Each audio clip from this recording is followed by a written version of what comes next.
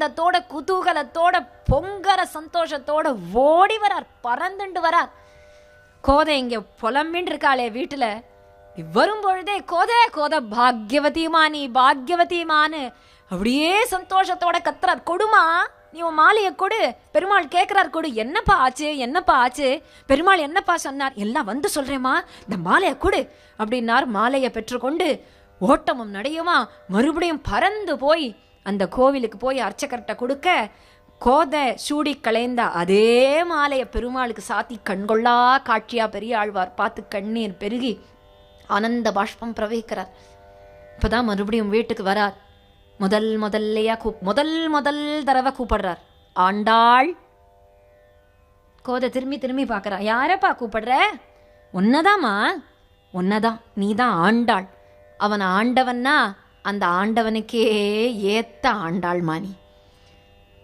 ஆண்டாளே நம்மளெல்லாம் ஆண்டு கொண்டு ஆண்டவனிடத்துல ஆளை ஒப்படைக்கிறதுக்குனே அவதாரம் பண்ணினவள் அல்லவோ. ஆண்டவனிடத்துல ஒப்படைக்கிறதுனாலேயே ஆண்டாள். நம்மளை ஆண்டு கொண்டு ஆண்டவனிடத்துல ஆளை ஒப்படைக்கிறாள்.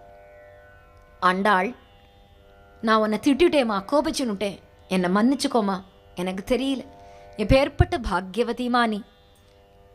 கோதை அழறா.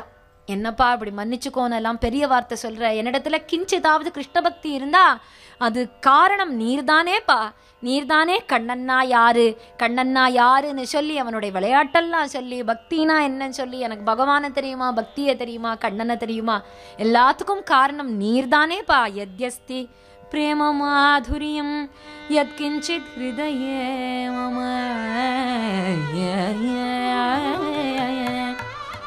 யத்யஸ்தி பிரேம மாதுரியம் யத்யஸ்தி பிரேம மாதுரியம் யத்கிஞ்சித் ஹிருதயே மம த்வமேவ காரணம் தத்ர தாதபாத நமோஸ்துதே நமோஸ்துதே நமோஸ்துதே நமோஸ்துதே தாதபாத நமோஸ்துதே. அப்பா உனக்கே நமஸ்காரம். இப்படி சொன்னதும் இப்ப ஒரு நிச்சயதாம்பூலம் ஆனது போல இருக்கு. ஆண்டாளுக்கும் ரங்கமன்னாருக்கும் பெருமாளை ஏத்துனுட்டார். முதல்லையே அந்த மாலையை ஏத்துன்ருக்கலாமே அப்படின்னு கேட்டா அப்புறம் பெரியாழ்வார்க்கோ அர்ச்சகருக்கோ வெளியிலையோ அவசூடி களைந்த மாலைன்னு தெரிஞ்சிருக்காது. கோதைக்கு மட்டும்தான் தெரிஞ்சிருக்கும். மாலையை வேண்டாம்னு சொல்லி அப்புறம் மாலையை கொண்டான்னு சொன்னாதான் உலகம் பூரா அவசூடி களைந்த மாலைன்னு தெரியும். இப்படி ஒரு லீலை பண்ணிவிட்டார். அதனால தோழிகள்லாம் சந்தோஷமா பரியாசம் பண்றா.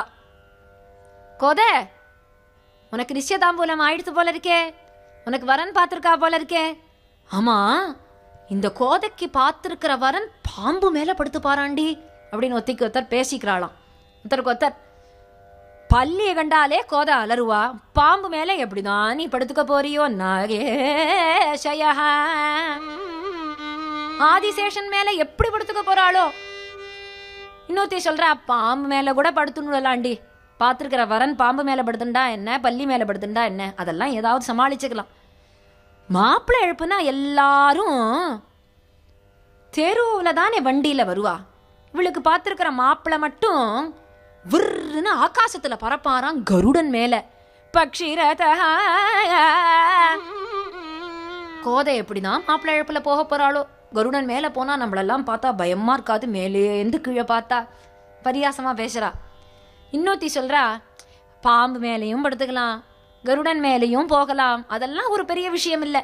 இவளுக்கு பார்த்துருக்கிற வரன் ரொம்ப வயசான வரம், அனாதி காலமா இருந்துட்டு இருக்காரு, அனந்த காலமா இருக்க போறாருன்னா சொல்றா. பிறந்த நாள் கூட கொண்டாட முடியாது, ஏன்னா அவர் பிறந்த நாள் என்னைக்குன்னு அவருக்கே தெரியாது.